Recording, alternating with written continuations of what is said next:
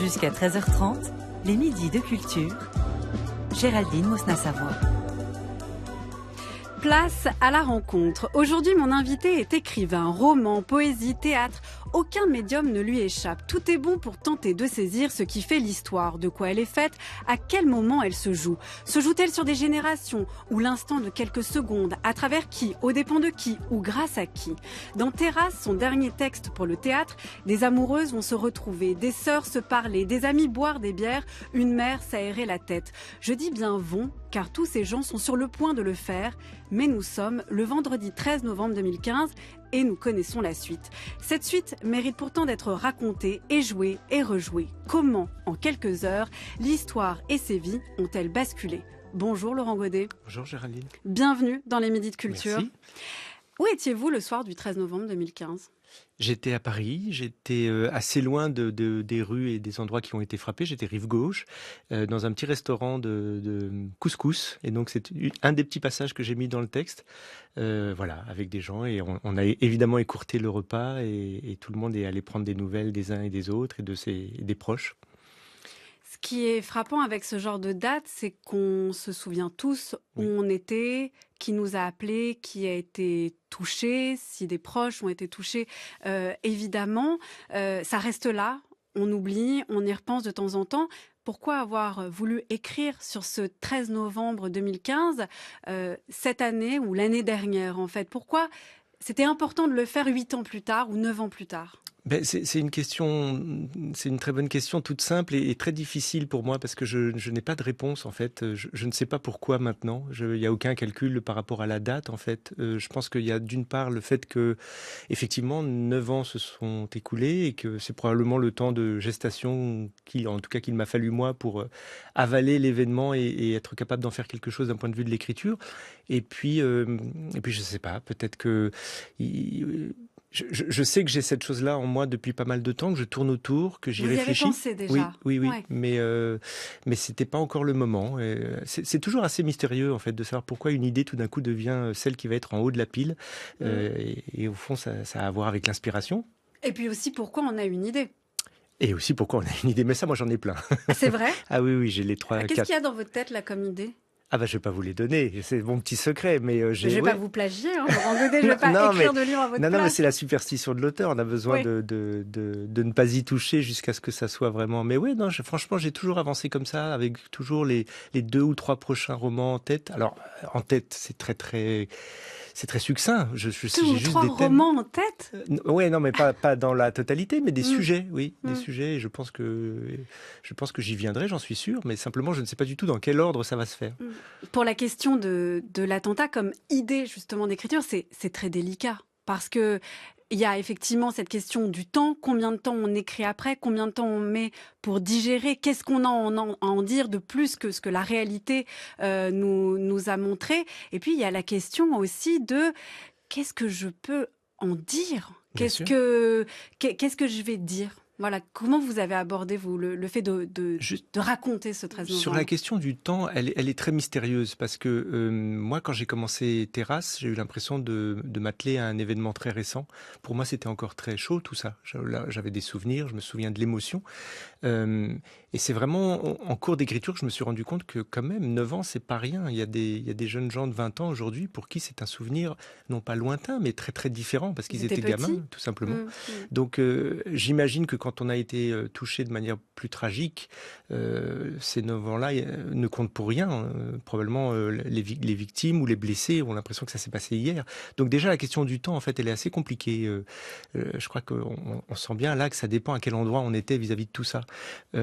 Et puis oui, la question de la distance, de la justesse, c'est une question... On ne se lance pas n'importe comment dans un projet comme ça. Bah bien sûr, bien sûr. Et moi, il y a une question qui est totalement étrangère de mon travail d'habitude et qui là a été centrale, c'est la question du respect. Je ne pense jamais au respect quand j'écris mes romans. D'abord parce que souvent ils ont à voir avec l'imagination et que je n'ai à respecter personne d'autre que l'écriture elle-même. Là, ça a été permanent, c'est-à-dire effectivement avancer avec respect. J'y ai beaucoup pensé, j'ai essayé de le faire. Je ne sais pas à moi de dire si c'est le cas ou pas, mais ça a été omniprésent. Être fauché avec toi en plein baiser, mourir sur tes lèvres, j'aurais pu. Mais la foule a bougé et nous a séparés. Où es-tu? Où es-tu? Les distances sont devenues énormes. Tu es peut-être à 10 mètres de moi, peut-être à quelques pas seulement, mais cela revient au même. Toute distance est devenue infinie. Si je me lève, je meurs. Si je t'appelle, je meurs. Si je te cherche du plat de la main, je meurs. Et si je reste seule dans ce piège qui saigne, si je ne peux plus croiser ton regard, poser mes doigts sur tes lèvres, je meurs. Combien de balles sont tirées? Combien de corps transpercés? Fouillis de bras, de jambes et de respiration haletantes. Si l'enfer existe, il ressemble à cela. Un endroit où la mort a ralenti le temps. Un extrait de votre pièce de théâtre Terrasse, Laurent Godet, mise en scène par Denis Marlot et qui se joue jusqu'au 9 juin au Théâtre de la Colline. Je l'ai dit, cette pièce retrace les événements du 13 novembre 2015, du matin jusqu'au lendemain matin. C'est en 10 actes. On y suit une galerie de portraits, des sœurs jumelles, un pote, une mère, des amoureuses, une galerie aussi d'intervenants, médecins, policiers, secouristes, les parents, les passants. Vous avez parlé de la question du respect, Laurent Godet. Vous aviez peur de profaner quoi? Ou qui? C'est un événement suffisamment récent pour qu'il y ait des gens encore vivants, bien sûr, qui ont été blessés, qui sont probablement encore dans le deuil, encore dans la difficulté de vivre, encore même dans leur corps, en train d'essayer de regagner du terrain sur la vie. Donc c'est ces gens-là que j'avais peur de blesser. J'avais pas envie enfin, j'espère ne pas avoir été à un endroit qui serait pas juste. C'est pas. J'ai pas d'autre mot que le respect. Et puis aussi le fait que moi je voulais essayer malgré tout dans ce texte, dans ce récit, de célébrer quelque chose. Et là, voilà. Donc c'est pas facile aussi de trouver l'espace parce qu'on est tellement dans la tragédie. Là, comme on l'a entendu, l'extrait que vous avez passé, c'est vraiment on est au cœur du plus dur. C'est pas facile de trouver du coup des espaces où on peut célébrer un petit peu quelque chose. Et là aussi, j'avais peur d'être pas forcément juste, mais je crois qu'il y a eu de l'héroïsme dans la fraternité, des petits gestes, des petits regards, des petits moments où quelqu'un est resté auprès d'une personne. Toutes ces choses-là, moi, j'avais envie de les raconter. Alors, je repose cette question que je vous ai posée, mais... J'ai pas répondu. Non, pas du tout, mais c'est parce que c'est de ma faute. Je pose 3 questions en une aussi. Mais qu'est-ce que vous vouliez dire de plus que les images qu'on connaît, que les documentaires qui ont été faits? J'avais la conviction, et le fait d'avoir écrit Terrasse me le confirme, que l'espace de l'écriture est très singulier et a des possibilités que n'ont pas ni le journalisme, ni le travail d'historien, ni le travail de documentaire. Et lesquels, dans la mesure où justement il y a aussi le fait de respecter des gens qui sont vivants, des victimes? C'est l'intériorité, c'est-à-dire que j'ai lu énormément de documents sur ce qui s'est passé cette nuit-là. On ne m'a jamais raconté ce à quoi les gens ont pensé, de quelle nature était leur peur, sauf quand eux ou elles le racontent. Mais moi, c'est ce que je fais dans Terrasse. Je suis à hauteur d'homme ou de femme et je passe mon temps dans le texte à plonger dans l'esprit de tel ou tel pour raconter à quoi il pense, de quoi il a peur, quelles pensées il convoque pour essayer de repousser un peu la terreur ou l'horreur. Et c'est là où je crois que au-delà de mon petit cas personnel, la littérature est d'une puissance inouïe. C'est qu'elle peut effectivement s'inviter dans l'intériorité, dans l'intimité. Et ça fait partie de la vérité du moment historique. C'est-à-dire que ça n'est jamais présent dans les livres d'histoire ou dans les journaux, mais ça fait complètement partie de ce qui s'est passé ce soir-là à Paris. Ce à quoi ont pensé les gens, ce qu'ils ont espéré. Et qui va le raconter, ça? Effectivement, c'est une sorte de mystère, en fait. Il y a le mystère à la fois que vous décrivez de comment, en fait, tout à coup, l'histoire a lieu, parce qu'il y a un événement, parce qu'il y a l'irruption d'une violence qui fait tout basculer, mais c'est aussi, en fait, de quoi est fait l'histoire. En fait, l'histoire ne garde que les faits de ce qui s'est passé et jamais un geste, un regard. C'est ça qui vous intéressait, c'est de redonner une sorte de matière. Oui, moi je crois que les sensations et les pensées, c'est vraiment ce qu'il manque effectivement dans les livres d'histoire, parce que c'est pas l'objet, mais c'est ce que peut faire l'écriture de fiction ou l'écriture littéraire. C'est effectivement redonner au moment historique cette chair-là qui a existé au moment où ça s'est déroulé et qui ensuite n'est jamais évoquée. Mais c'est important de savoir s'il faisait chaud, s'il faisait froid. C'est vrai que c'est des choses auxquelles on pense pas. Là, cette nuit-là, on s'en souvient pour ceux qui étaient à Paris. C'était une nuit très très douce. Moi, j'avais envie de le dire. C'est pour ça qu'il y a beaucoup de monde en terrasse. Ben voilà. Alors, est-ce que c'était une cruauté supplémentaire ou un petit cadeau? Je ne sais pas. Mais effectivement, c'est un élément important. Comment vous vous êtes mis dans la tête de ces personnages, dans leur peau, dans leur voix? Comme à chaque fois quand j'écris, ça paraît, c'est tout bête, hein, mais et si c'était moi en fait. Alors évidemment, c'est difficile parfois, mais essayer d'imaginer, se mettre à la place. Moi, je crois beaucoup que mon écriture, en tout cas, fonctionne sur cette quête d'une forme d'empathie, essayer de descendre le plus près possible, de ralentir. Je prends un petit exemple parce que vous parliez aussi on parlait de l'intériorité. Les personnages qui ont une fonction dans Terrasse, les policiers, les infirmières, les médecins, mais beaucoup les policiers, c'est des silhouettes qu'on connaît tous. On les a vus sur les images de télé, aux informations, les membres des commandos d'intervention, on sait à quoi ça ressemble. On n'a jamais accès à leurs paroles et on a encore moins accès à leur intériorité. Donc moi, par exemple, c'était très important de me dire, alors, à quoi pense un gars qui a une cagoule, un gilet pare-balles, une arme à feu et qui va rentrer dans le Bataclan pour essayer de neutraliser les terroristes. Est-ce qu'il pense une dernière fois à sa famille? Est-ce qu'il pense à ce qu'il va faire? Est-ce qu'il essaye de ne penser à rien? Est-ce que c'est possible de ne penser à rien? Enfin voilà, moi je ralentis, je me pose toutes les questions et à partir de là, je peux écrire quelque chose. Pareil sur le médecin, d'ailleurs. Oui. Tous les doutes qui le traversent. Il y a ce personnage du médecin qui est le premier médecin à entrer dans le Bataclan et qui doit faire du tri, en fait, de corps et qui dit « je numérote le corps de 1 à 3 pour évaluer voilà, le degré d'urgence d'une certaine manière. » Et puis à un moment donné, on le voit douter. Effectivement, la manière dont on raconte l'histoire ne laisse jamais place au doute. Les faits se sont passés de telle manière comme si ils n'auraient jamais pu se passer autrement, comme s'ils n'avaient jamais pu se passer autrement, pardon pour la faute. Donc vraiment, ça, vous démontez presque la nécessité, là, Laurent Godet. Il y a la question du doute et puis il y a la question de comment ça s'est terminé. Nous, on ne peut quasiment plus envisager aujourd'hui, par exemple, cet événement-là du 13 novembre 2015 sans le penser d'emblée tout de suite dans sa globalité. On sait comment ça s'est terminé. Donc c'est très difficile de revenir à une perception des choses où on ne savait pas encore. De contingence, en fait. Oui, et alors que moi j'ai ce souvenir-là, ça a été très très angoissant et très vertigineux parce qu'on a d'abord entendu parler d'une première attaque à une première terrasse, puis à une deuxième, et tout d'un coup on se disait mais il y a combien de commandos, ça va aller jusqu'où, qu'est-ce qui se passe? Les alertes à la bombe autour du stade aussi. Le stade, après il y a eu le rapprochement entre le stade et les terrasses, donc on s'est dit en fait tout ça c'est une seule et même chose, et puis après le Bataclan, enfin bref, ce sentiment que ça n'avait pas de fin et qu'il y a quelque chose montait et allait nous submerger, c'est très difficile d'y revenir aujourd'hui, parce qu'aujourd'hui on sait d'emblée qu'il y a eu tant de morts et que ça s'est passé de telle heure à telle heure.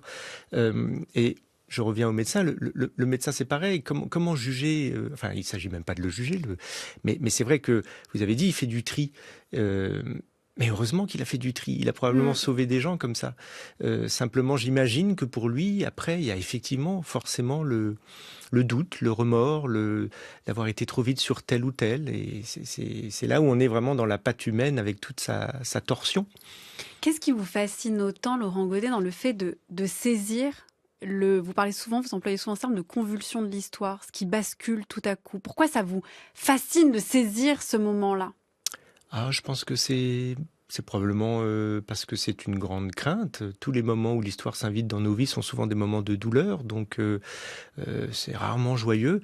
Donc il y a sûrement ça. Et puis il y a le fait que ce sont aussi, et là c'est l'écrivain qui parle, c'est quand même aussi des moments où le banal, la quotidianité est effacée en quelques minutes et on a à voir avec autre chose, avec une mise à nu de ce que nous sommes, avec des choix fondamentaux, avec une humanité et puis avec l'épopée. Donc moi, ça convient aussi à mon écriture. C'est-à-dire que malgré tout, et j'en parle... Évidemment, c'est délicat d'en parler comme ça puisque ce sont des événements douloureux, mais il y a une forme d'épopée dans ce qui s'est passé, parce qu'il y a eu un nous collectif. Et donc ça crée... on n'est plus dans tel récit d'une existence. On est dans des existences qui ont vécu un peu la même chose. Et oui, ça me permet de les écrire. Vous avez employé le terme d'épopée, Laurent Godet. Il y a aussi quand même cette dimension, vous l'avez dit, de communauté, mais en fait de chœur, de chorale. En fait, c'est une galerie de personnages, mais en fait qui forment un chœur. Il y a quelque chose de l'ordre de l'Antiquité, du tragique, où en fait tout à coup un événement historique nous permet de faire communauté ou nous sépare. Là, ça permet de faire communauté. Pourquoi cet attachement justement à l'épopée, à ce qui fait histoire et pas à ce qui est quotidien, banal. Pourquoi ce serait moins révélateur, en fait, le quotidien ? Ah, mais ça l'est tout autant. Quand chez les autres, je peux le ressentir. Moi, je suis très, très, très preneur. Simplement, moi, c'est pas ma palette. Vous n'arrivez pas à écrire le quotidien ? Non, je sais pas faire ça. Non, ah franchement. Oui, mais pourquoi vous pensez, pourquoi ? J'y arrive pas. C'est peut-être que ça m'intéresse pas. Peut-être que je suis pas outillé pour. Mais c'est vrai que j'arrive pas du tout à faire ça. Dans mes romans, je sais jamais à quoi ressemblent mes personnages. Je serais incapable de vous dire s'ils sont grands, petits, s'ils ont les cheveux de telle ou telle couleur, s'ils portent des lunettes ou pas. Je ne sais pas. Je ne sais pas souvent quel métier ils font. Quand même, la plupart du temps dans mes romans, ils sont saisis à un moment de leur vie où justement quelque chose d'exceptionnel vient de s'inviter dans la danse, et donc ils sont pas dans leur vie normale, et donc je n'ai pas à la raconter, ce qui m'arrange. Donc voilà. En fait, la normalité ne vous intéresse pas du tout. En tout cas, pas dans l'écriture, non. Est-ce que vous pensez d'abord à un fait historique, Laurent Godet, et après aux personnages qui vous permettraient de mieux raconter, ou au contraire, vous partez de personnages qui peuvent être fracassés par l'histoire ? Non, je pars souvent du thème ou du fait historique, et ensuite j'essaye de rentrer dedans pour voir qui va m'intéresser dans tout ça, en fait. Ça, c'était une première question par rapport à ce que vous avez dit, Laurent Godet, mais aussi par rapport au quotidien. Qu'est-ce qui vous empêche d'écrire un roman sur le quotidien ? Enfin, je ne veux pas vous y pousser à tout prix. J'essaye de comprendre. On peut écrire, par exemple, un roman du quotidien sans savoir de quelle couleur sont les cheveux du héros. Oui, Une sorte de banalité, un peu à la Pérec, par exemple. Bien sûr. Et ça fait des très beaux livres. Et encore une fois, en tant que lecteur, ça me pose aucun problème. Au contraire. C'est simplement que je pense que il y a une... je sais pas, c'est la singularité probablement de ma... J'emploie le mot palette parce que je crois que pour répondre à votre question, la comparaison avec la peinture est... Voilà, les peintres ont une palette, c'est-à-dire qu'il y a un certain nombre de couleurs qui fait partie de la gamme de ce qu'ils vont projeter sur la toile. De la même manière, la question du format est importante. Et je crois qu'en tant qu'écrivain, on est pareil. On a sa palette. Moi, la mienne, elle est comme ça. Je l'ai pas choisie. C'est là-dedans que je me sens bien. C'est là-dedans que j'arrive à déployer quelque chose. Je ne veux pas vous y pousser. J'y arriverai pas. Non, j'y arriverai pas. Je crois singulièrement que pour moi, c'est pas un endroit possible. Je suis un énorme admirateur de Tchekhov. Je crois que c'est le plus grand, de son utilisation des silences, la nuance, la subtilité. Mais toutes ces choses-là, moi, je sais pas faire. J'ai besoin de couleurs vives. J'ai besoin d'une certaine charge. J'ai besoin qu'il y ait un souffle. Je sais pas si j'y arrive à chaque fois, mais c'est vers là que je vais. Vous avez besoin même de profération. On l'a entendu là dans l'extrait. Il faut que ça déclame en fait. Oui. Faut y aller d'une certaine manière. Oui, parce que je suis pas contre le lyrisme. C'est un mot qui a mauvaise presse. On a toujours peur que ce soit un peu ridicule. Je sais bien. Mais vous n'avez pas peur de ça ? Si, j'y pense constamment. D'ailleurs, ceux qui n'aiment pas mon travail, et ils ont le droit, n'aiment pas ce côté qu'ils appellent eux grandiloquent. Moi, je le vois évidemment pas comme ça. Je pense que pour moi, le lyrisme, c'est important parce que c'est annoncer aussi qu'on n'est pas contre l'émotion. C'est effectivement une chose à laquelle je pense et que je cherche en tant qu'écrivain, émouvoir. Et puis aussi célébrer. Dans le lyrisme, il y a l'exaltation de quelque chose, la célébration de quelque chose. Et dans le texte Terrasse, il y a tout ça. Alors après, je milite pour un lyrisme tenu, ce qui est un peu paradoxal, mais pour pas justement partir dans les tours. Mais je crois qu'il y a vraiment une zone à définir où on pourrait être à la fois dans un chant, en fait, mais aussi dans la sobriété. Alors c'est un équilibre à trouver. Jusqu'à 13h30, les midis de culture. Géraldine Mosna-Savoie. Pour le moment, j'écris pour le théâtre. Parce que je veux vivre de ce que j'écris. Et qu'on vit du théâtre et qu'on vit pas du roman. C'est une raison aussi simple que ça. Donc c'est clair que parfois j'ai écrit pour un des acteurs, parfois pas. Et on n'écrit pas pour un metteur en scène, hein. Ça je crois vraiment. On écrit pour écrire. Mon travail il est fini quand la pièce est écrite. On n'a rien à gagner, un auteur, à suivre le travail du metteur en scène. Je crois pas, on a tout à perdre. On a tout à perdre. D'abord, on lui fout pas la paix, donc il a besoin d'être tranquille. Et puis nous, qu'est-ce que vous voulez qu'on gagne? C'est pas un metteur en scène qui va nous apprendre à écrire, pas plus nous, on va lui apprendre à mettre en scène. Vous l'avez évidemment reconnu, Laurent Godet. Oui, Bernard-Marie Coltès. Bravo. Mais ça, vous ne le savez peut-être pas, je vais vous le dire. C'était dans l'émission Côte d'amour du 24 octobre 1988 sur France Culture, une émission qui s'appelle Côte d'amour. Incroyable. Alors ça, je ne savais pas, j'avoue. Bah non, moi non plus. J'espère que j'ai bien lu, que j'ai bien noté. Est-ce que vous êtes d'accord avec ce que dit Bernard-Marie Coltès sur l'écriture théâtrale? On n'écrit pas pour un metteur en scène, on écrit d'abord pour écrire, en fait. Alors oui et non, je suis d'accord avec lui sur le fait qu'on écrit, on écrit d'abord comme on écrit toujours, c'est-à-dire moi j'écris à ma table, je suis pris par mes enjeux d'écriture et je n'écris pas pour un metteur en scène. Après je suis pas tout à fait d'accord quand il dit que, moi j'ai l'impression d'avoir appris mon métier aussi au gré du temps, avec les metteurs en scène. Pas sur le texte sur lequel on travaillait, mais les discussions qui ont lieu dans ces moments-là de répétition. Là, par exemple, avec Denis Marlot, on a énormément parlé de Terrasse en amont. Il a suivi l'écriture de Terrasse, je lui ai envoyé des bouts.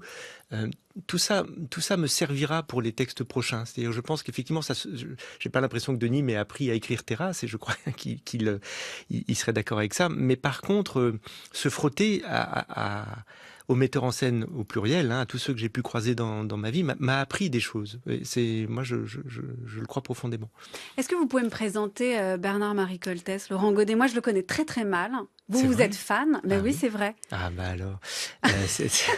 Comment alors alors, c'est un auteur de théâtre alors là, vous me prenez un peu qui est. Alors, dites-nous comment vous l'avez rencontré. C'est un auteur qui a été. Écriture, comment ça vous a bouleversé. Je vous demande pas une fiche Wikipédia. Non, oui, c'est un auteur très important pour moi parce que c'est un auteur que j'ai découvert quand j'étais jeune étudiant. Quand j'ai découvert ses textes, il était encore en vie. Il est mort très peu de temps après. Il est mort du sida. Donc moi, je l'ai jamais croisé, mais j'ai découvert ses textes alors qu'il était encore en activité et certains de spectacles aussi. C'est un auteur de théâtre qui m'a fait du bien. J'ai l'impression que quelqu'un ouvrait la fenêtre quand j'ai découvert Coltès. Je recommande chaudement aux auditeurs et aux auditrices de courir immédiatement aller lire Dans la solitude des champs de coton, qui est un texte magnifique. Moi, j'ai découvert avec Coltès qu'on pouvait être totalement de son monde, contemporain, travailler sur aujourd'hui et le faire avec une langue classique, une langue déroutante, une langue qui est presque du Marivaux, parce que dans sa syntaxe, elle a une élégance presque désuète. J'adore cet auteur-là. Et pour toute ma génération, c'est un auteur qui était absolument incontournable parce que il a eu ce compagnonnage avec Patrice Chéreau. Je pense que c'est de ça dont il parlait dans l'extrait, parce qu'on a beaucoup écrit sur leur relation. Voilà. Et ce couple-là, Coltès-Chéreau, moi, c'est un des couples qui m'a fait aimer le théâtre. J'ai eu la chance de voir certains des spectacles de Chéreau. Dans la solitude des champs de coton, c'est un des plus beaux spectacles que j'ai vus. Alors oui, Laurent Godet, j'ai découvert avec cette émission que vous avez écrit votre première pièce à 25 ans, que avant ça, vous avez fait des études de lettres modernes, mais en fait des études théâtrales. Qu'est-ce qui vous a porté vers le théâtre? Qu'est-ce qui se passe pour vous dans le théâtre qui ne pouvait pas se passer ailleurs? Je crois que j'ai écrit des pièces par impossibilité de faire autre chose pour le théâtre. J'étais un jeune homme trop timide pour oser envisager d'être comédien, alors que probablement j'aurais adoré ça. Et en même temps, j'ai vu des spectacles qui m'ont donné envie de théâtre. Et donc, écrire était la seule voie pour moi. La mise en scène, c'était pas possible non plus parce que il faut gérer des gens, avoir un élan collectif, autant de choses. Ça, vous n'aimez pas ça? Non, moi, je suis totalement incapable de faire ça dès qu'il faut. Pas d'élan collectif. Non. J'adore ça, j'adore passer, puis après, il faut que je m'en aille. Et d'ailleurs, ça, je le vérifie à chaque projet de théâtre que je vis. J'adore être avec les comédiens, j'adore les voir travailler. Et puis, il y a toujours un moment où j'ai envie de revenir à mon bureau tranquille. Et c'est comme ça, mon équilibre est là. Donc écrire était sûrement la seule voie. Et puis il y a quelque chose, je pense, avec l'oralité qui m'a. Voilà, c'est ça. Ce que je veux dire. Pourquoi le théâtre? Je pense que c'est ça. C'est la question de ce drôle de paradoxe d'essayer de chercher de l'oralité dans l'écriture, alors qu'on sait que a priori c'est deux choses totalement opposées. Mais j'aime ça, essayer de trouver du muscle dans le verbe, essayer d'écrire comme si on devait proférer à voix haute. Et même quand il s'agit d'un roman, j'adorerais que mes lecteurs et mes lectrices se disent en fait, j'ai envie de le lire à voix haute. Moi, je travaille comme ça. Tous mes textes sont lus à voix haute. De façon Flaubert, quoi. Le Gueuloir. Oui. Vous êtes Flaubert d'une certaine... Vous vous mettez à l'épreuve vos textes. Non, mais oui, j'ai besoin de ça. Ils sont tous travaillés de la même manière. La dernière phase de travail consiste uniquement à lire et relire et relire le texte à voix haute pour essayer d'engommer tout ce qui accroche et puis de faire monter éventuellement quelque chose qui aurait à voir avec le souffle. Mais ce qui est intéressant, c'est que vous pensez à l'oralité par rapport à votre écriture, Laurent Godet, sans forcément penser à la mise en scène. Alors, vous l'avez dit, vous avez intégré un peu plus cette dimension-là, mais même pour vos romans, pour vos nouvelles, pour la poésie, vous pensez avant tout que la littérature, c'est quelque chose non pas qui se lit dans son coin, mais vraiment qui se profère, encore une fois, on en revient à ce terme-là, qui se déclame. Pas toute la littérature, mais mes textes, oui, je pense qu'il y a quelque chose de cet ordre-là. Et puis, c'est là où le théâtre et le roman, le fait que ça fait si longtemps que je fais les deux, a probablement fini par créer une zone un peu poreuse, où mon territoire à moi, il est ce mélange-là, entre le récit et l'oralité. Et c'est pour ça que je peux dire d'ailleurs que les metteurs en scène que j'ai croisés, moi, c'est des hommes de théâtre qui m'ont appris mon travail, en fait. Le travail d'écrivain. Oui. J'ai rencontré, on parlait de Coltès tout à l'heure, l'homme qui a présenté Coltès à Chéreau, l'homme qui a dit à Coltès de venir au Théâtre National de Strasbourg alors qu'il était un tout jeune homme, s'appelait Hubert Gignoux. Moi, j'ai rencontré Hubert Gignoux 10 ans plus tard et il a fait avec moi ce qu'il avait fait avec Coltès. Il m'a appris mon travail, il m'a conseillé des livres, il a relu mes livres, il a accompagné l'écriture avec un œil très critique. Il m'a fait bosser vraiment. Et c'était un homme de théâtre, c'était pas un éditeur. Mais même les metteurs en scène, d'une certaine manière, je sais pas comment le dire, mais je pense que Strehler, dont j'ai eu la chance de voir quelques spectacles, Chéreau, c'est des gens qui m'ont appris ce que c'était que, enfin, en tout cas, ils m'ont rien appris, mais ils ont nourri l'envie de théâtre. Et ça, c'est énorme. Moi, j'ai écrit pour ce théâtre-là, d'une certaine manière, même si maintenant ils sont morts. C'est pour ce théâtre-là que j'écris. Qu'est-ce qui se passe de plus qu'est-ce qu'ils comprennent de mieux, en fait, ces gens qui parlent, qui disent, qui déclament, qui jouent à l'écriture ou à la littérature? Qu'est-ce qu'ils ont saisi de plus que nous, on ne comprend pas à la langue? C'est une belle question. C'est ce qui est si fascinant quand on voit des acteurs travailler. C'est qu'à un moment donné, il faut qu'ils attrapent la colonne d'air de l'écriture, c'est-à-dire qu'il faut qu'ils comprennent d'où ça part, quel chemin ça fait dans la syntaxe, dans l'idée aussi. Il faut pour pouvoir le dire bien, pour pouvoir à l'endroit juste, il faut avoir assimilé et compris tout ça. Et le metteur en scène, c'est pareil. Il faut qu'il ait une vision très organique de l'ensemble du texte, de ses enjeux, de son découpage, du chemin qu'on va y faire. Il faut avoir la structure presque en tête, c'est ça? Absolument. Mais même un scénographe, Yanis Kokos, qui a été le scénographe de Vitesse pendant tant d'années, et Peduzzi, qui était celui de Chéreau, ont tous les deux récemment fait des grands et beaux livres sur leur art, faisant la somme de tout leur travail. À lire ces livres-là, on se rend compte à quel point scénographe, c'est faire c'est plonger dans le texte, faire une explication de texte. Ils peuvent pas poser un décor s'ils n'ont pas tout compris de manière organique de comment ça fonctionne, en fait. C'est intéressant quand Laurent Cantet, parce que vous parlez des metteurs en scène, enfin on en parle depuis tout à l'heure, du côté du texte, du côté de la langue, de l'écriture, alors que pour moi, je me serais plutôt dit au départ, un metteur en scène, c'est celui qui est du côté de la vie. C'est celui qui va justement faire en sorte que sur la scène soit concentré tout à coup un moment de vie. Non pas un travail de recherche, de laboratoire de la langue, mais au contraire rendre ça le plus vivant possible pour qu'on puisse communier avec le public. Non, mais vous avez raison, il y a différentes approches théâtrales. Moi, je suis un vieux dinosaure, donc c'est vrai que j'ai cette culture-là. Oui, vous avez le côté classique, tragédie, épopée. Et puis dans le travail, c'est-à-dire du metteur en scène à qui on offre un texte, qui va s'en emparer, qui va lui-même offrir à des comédiens. Il y a cette cascade-là de dons qui, moi, c'est comme ça que j'ai appris mon travail d'écrivain. Mais il y a d'autres écritures. Il y a des écritures dites de plateau où quelque chose est plus rapidement du côté de la vie, de la pulsion, de l'improvisation même éventuellement. Et ça peut faire des spectacles époustouflants, bien sûr. Hein. Mais on n'est plus dans cette chaîne-là successive, bien sûr. Mais vous trouvez que vous êtes un peu à rebours, Laurent Godet, parce que vous avez dit je suis un vieux dinosaure, vous dites je suis dans le lyrisme. Mais j'ai J'ai toujours été à rebours. Enfin, j'en fais pas une affaire d'État, mais j'ai toujours été à rebours. Non, bien sûr. Quand j'ai écrit La mort du roi de Songor, et là je parle vraiment du côté roman. Donc ça, c'était en 2002. C'était en 2002, c'était il y a 20 ans. C'était une époque où régnait, encore plus qu'aujourd'hui, l'autofiction. Moi, j'arrive avec mon histoire antique, épique, qui se passe dans une Afrique lointaine. Enfin, ça n'avait rien à faire dans le paysage littéraire. Et d'ailleurs, je pense que c'est aussi pour ça que ça a eu du succès. Il y avait une espèce d'objet un peu...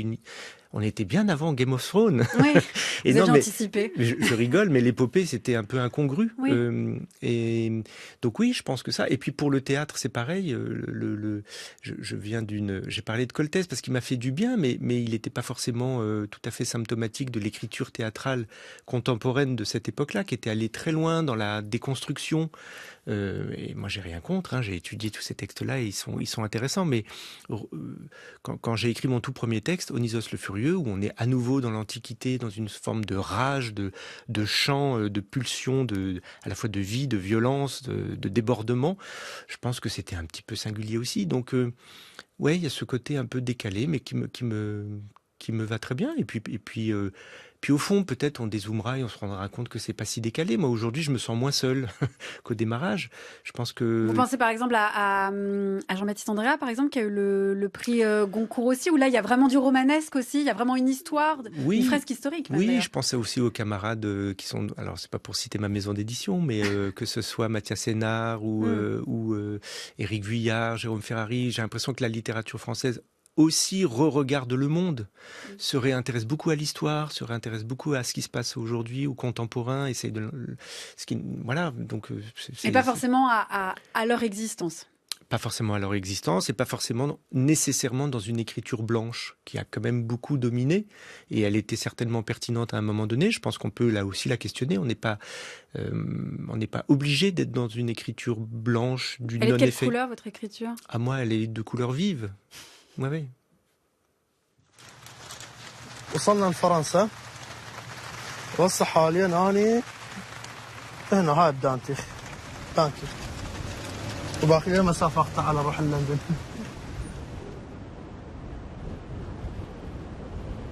Le vent souffle. Ça sent le sel marin et le cri des mouettes. Calais, Grande-Sainte. Depuis toujours contemplant la Flandre et l'Angleterre. Faut-il être carrefour ou citadelle ?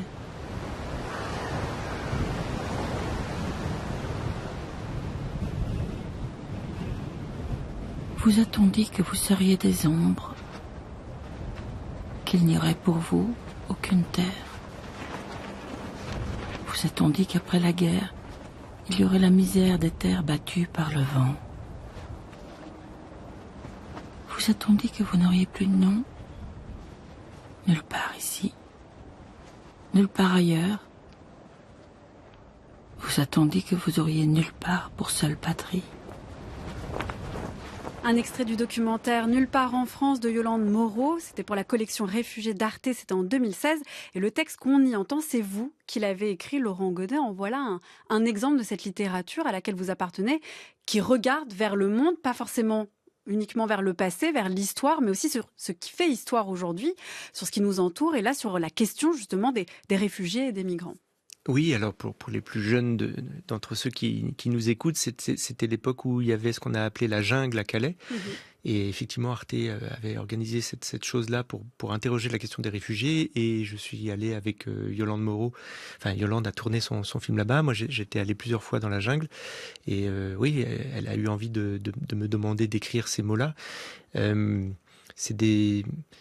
C'est des moments très importants pour moi, d'abord parce que j'ai l'impression, en tant que citoyen évidemment, mais aussi, là je vais parler que de l'aspect écriture, en tant qu'écrivain, c'est une manière de se frotter à la brutalité de ce qui nous entoure et ensuite d'être dans le vertige de la question de ce qu'on peut faire par rapport à son écriture. Je parle pas d'une action associative ou de faire des choses, mais juste, puisque j'écris, qu'est-ce que je peux faire moi avec ça ? Et c'est troublant, c'est parfois vertigineux, on mesure aussi à quel point c'est petit, mais en même temps, poser des mots, je pense, a toujours une vertu. toujours. Et comme par hasard, souvent, c'est des angles morts qui sont ou pas racontés ou racontés avec toujours les mêmes mots, qui sont les mots de l'actualité, qui sont très bien, hein, mais qui sont fonctionnels. On peut aussi raconter ça avec des mots, là encore, du sensitif, ou de l'émotion, ou de la révolte, ou de la colère. On a le droit à ça. Et moi, j'avais envie de le faire comme ça. Oui. J'allais vous poser la question avec quel mot, Laurent Godet, mais vous venez d'y répondre, c'est-à-dire en mettant effectivement de l'émotion, du sensitif, d'interroger ce que ça peut générer en nous qui assistons à cette situation sans intervenir, ou certaines personnes qui interviennent, qui agissent ou qui en sont victimes. Vous disiez, poser des mots, ça a toujours une vertu.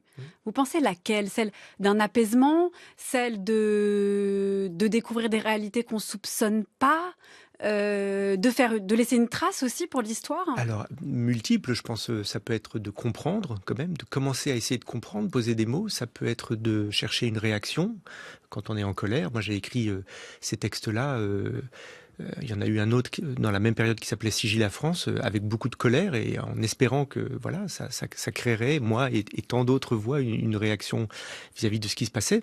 Mais je pense à Terrasse, je crois aussi que poser des mots sur des blessures je crois qu'il y a une valeur, il y a quelque chose qui a à voir avec la consolation. Alors c'est un mot énigmatique, mais je pense que la catharsis, c'est ça aussi, c'est de partager l'émotion de ces histoires-là, être dans ce mélange de terreur et de pitié qu'on éprouve dans la catharsis, il y a quelque chose d'une forme de consolation. On en sort un petit peu consolé, parce que le pire c'est le silence, le pire c'est le néant, le pire c'est l'oubli, c'est que ça soit juste passé. Et je crois que c'est très important Donc là, il y a la question de la trace. Oui, il y a la question de la trace, toujours la question de la mémoire. Et sur Terrasse, moi, ça m'a rattrapé. Je pensais pas du tout. Quand j'ai commencé ce roman, ce récit, je me suis demandé. J'avais l'impression de faire acte d'actualité.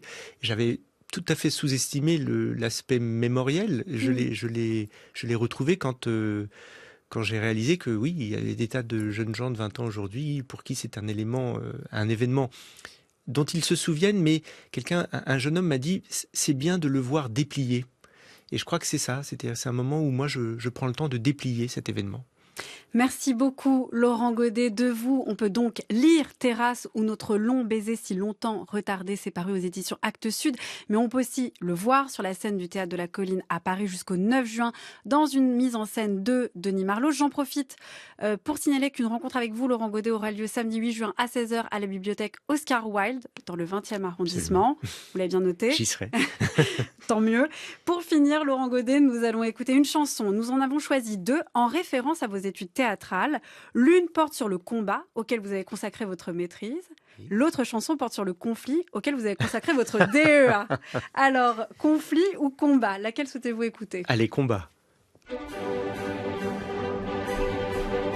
Les combats, j'ai pas l'horreur, et j'aspire la terreur, et j'aspire la terreur. D'un côté, la cavalerie, le sabre au vent, vite, vite, plac, flanc, vite, vite, plac, flanc. De l'autre, l'infanterie, qui se défend, vite, vite, pap, vite, vite, pap, vite, vite, pap, vite, vite, pap. Le tambour, plom, plom, ratabatam, plom, plom, ratabatam. Les trompettes, ting, ting, tirling, tirling, ting, ting, ting, ting. Ont aussi leur train, les timbales font, plom, plom, plom, plom, plom, plom.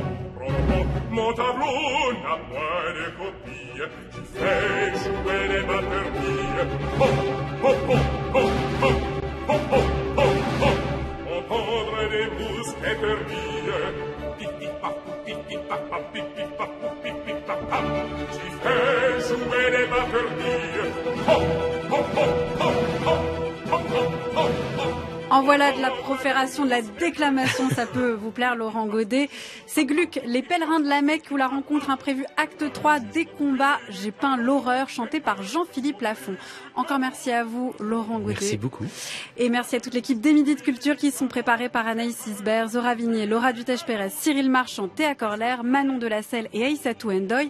Réalisation Nicolas Berger, prise de son Marie-Claire Oumabadi. Pour réécouter cette émission, rendez-vous sur le site de France Culture à la page des Midi de Culture et sur l'application Radio France.